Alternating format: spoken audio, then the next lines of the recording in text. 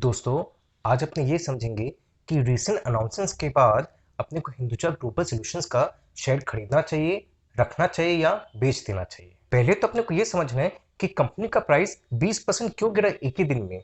Well, ये समझना बहुत जरूरी है क्योंकि इससे अपने आइडिया लगा पाएंगे कि अपने को क्या फ्यूचर में एक्सपेक्ट करना चाहिए, और अगर कंपनी वो जो एक्सपेक्टेशंस है उस पर खरे उतरती है तब फायदा है कंपनी में इन्वेस्टमेंट करना या उसका स्टॉक को होल्ड करना। Otherwise we should be exiting that stock. तो कंपनी ने अपना हेल्थ केयर वर्टिकल बेच दिया टू अ प्राइवेट इन्वेस्टर। अब यह हेल्थ केयर वर्टिकल से उसको 7,000 करोड़ रुपए मिले, टू बी एग्जैक्ट 6,800 करोड़। एक चीज ध्यान में रखिएगा दोस्तों कि जो हेल्थ केयर वर्टिकल था that was a high margin business, उसमें मार्जिन में much higher than what it is currently holding.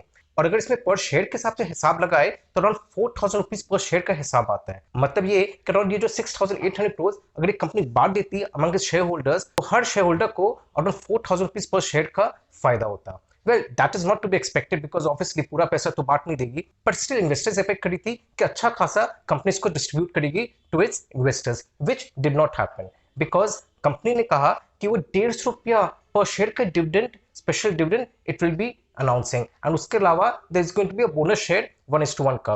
Well, bonus share से कोई बेसिकली शेयर होल्डर्स को कोई फायदा नहीं होता है, just accounting entry. Basically company का शेयर उस हिसाब से गिर भी जाता है तो it becomes more affordable to investors जो इतना ऊंचा दाम का शेयर नहीं खरीद पाते। बस इतना ही होता है, उससे ज्यादा कोई इन्वेस्टर्स को कोई फायदा नहीं होता बोनस शेयर से, हमेशा ध्यान में रखिए। तो यहाँ बेसिकली 150 रुपया ही डिविडेंड कंपनी थी, जहाँ 4,000 रुपया पर शेयर का एक्चुअली होना चाहिए था हिसाब। Not 4,000, may be 3,000, may be 2,000 पर शेयर उस सब तक तो डिस्ट्रीब्यूट होना चाहिए था, but it did not happen.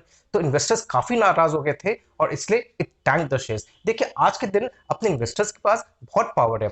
If we want and if we feel that the company is not doing justice to investors, then we can exit the company straight away and the company cannot do anything about it. We can make the company accountable for that, and this is what happened right now. दूसरा, loans, advances और corporate guarantees को ₹500 करोड़ से 3,500 करोड़ रुपए तक उसका limit increase कर दिए।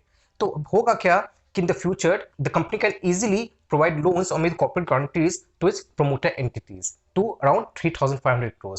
तो बेसिकली यहाँ इन्वेस्टर्स को लग रहा है, हमको लग रहा है कि भाई ये हो क्या रहा है। एक तो आप हार्डली कुछ डिविडेंड दे, ऊपर से आप अपना लिमिट को भी बढ़ा रहे हो। मतलब आराम से अपना लोन दे सकते हो अपने एंटिटीज को जहां आपका ज्यादा होल्डिंग है, जहां आपका बेसिकली फुल होल्डिंग है, मेजॉरिटी शेयर है। तो we felt that we have actually being short changed, all the investors felt that. And देखिए, इस मामले में बहुत इंपॉर्टेंट अपने को समझना कि we should not let this companies go away with that so easily.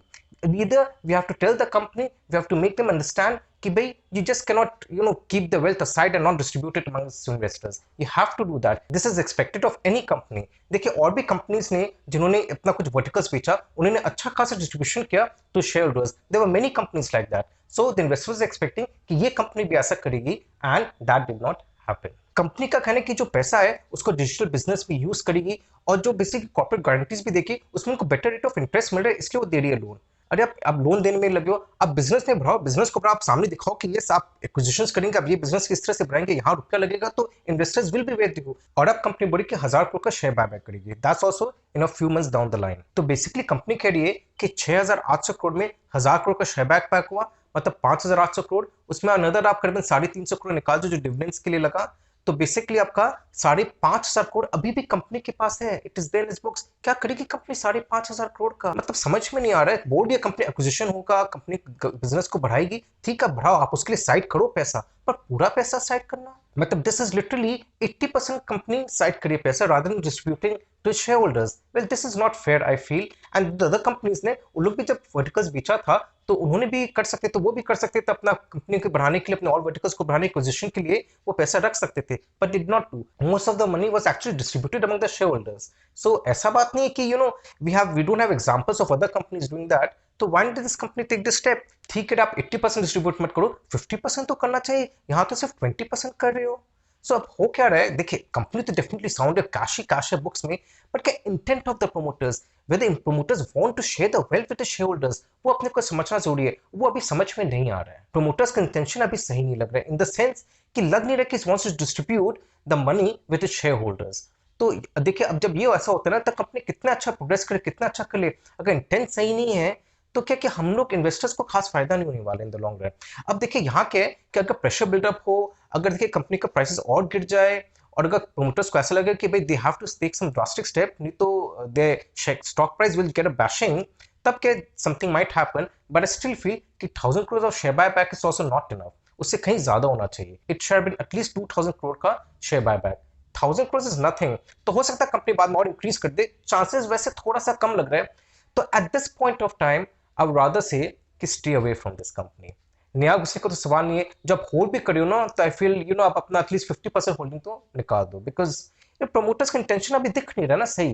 तो at this point of time अपने को ये देखने की कंपनी का प्रमोटर्स किस क्या स्टेप लेती है, what are the steps which take. अगर वो सही डायरेक्शन में स्टेप्स लेती है, अगर वो बोलती है कि हाँ we going to distribute more of the profits which we have received, the cash which we have received with shareholders, तब तो this company is going to do it. Because देखिए कंपनी तो साउंड है ही, company business also very well, और अभी cash ही cash है बुक्स में। वैसे देखा जाए तो आज के दिन का share price I would say undervalued, because इतना पैसा आ गया बुक्स में। बट आप देखो ना, 7,000 crore is more than its market cap today.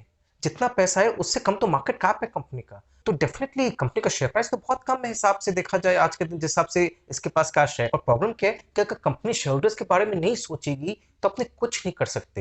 Investors अपने सिर्फ साइलेंट में बैठे रहेंगे और पता लगेगा कि ये जो पैसा भी है ना, ये लोन्स में चला गया, एडवांसेस में चला गया, कहीं ना कहीं यूज हो गया, एंड हम लोग को खास कुछ फायदा नहीं हुआ इस कैश का। तो right now what I would suggest कि लेट्स वेट एंड वॉच और देखते हैं इसका शेयर प्राइस और कितना गिरता है। मेरे हिसाब से स्कॉट गिरना चाहिए शेयर प्राइस। अगर इन्वेस्टर्स को लगता है कि भाई अपने को स्कॉट गिराना है कंपनी का शेयर प्राइस, अपने को एक्चुअली कंपनी को बताना है, उसको उसके दिमाग में डालना है कि अगर आप इन्वेस्टर्स के साथ शेयर नहीं करेंगे वेल, तो हम लोग भी इस कंपनी में नहीं रखेंगे अपना पैसा।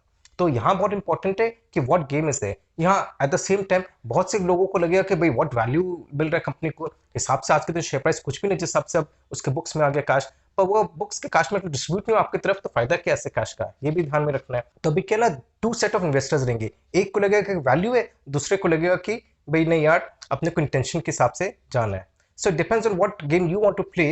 बट मेरे हिसाब से सजेशन ये कि आई फील कि शेयर प्राइस थोड़ा गिरना चाहिए, और गिरने के बाद अगर कोई नया कोई इंटेंशन दिखाता है प्रमोटर कि भाई हाँ डिस्ट्रीब्यूट करिए, तो अपने को एंटर करना चाहिए। बिकॉज लॉन्ग रन में मतलब नहीं ऐसा कंपनी के साथ जुड़ने का जहां अपने को सामने दिख रहा है कि प्रमोटर्स को इतना इंटरेस्ट नहीं है विद इट्स शेयर होल्डर्स। तो दोस्तों, आज का वीडियो अच्छा लगा तो लाइक और सब्सक्राइब जरूर करिएगा, और इसी टाइप के मैं और इंटरेस्टिंग कंपनीज आपके सामने लाता रहूंगा।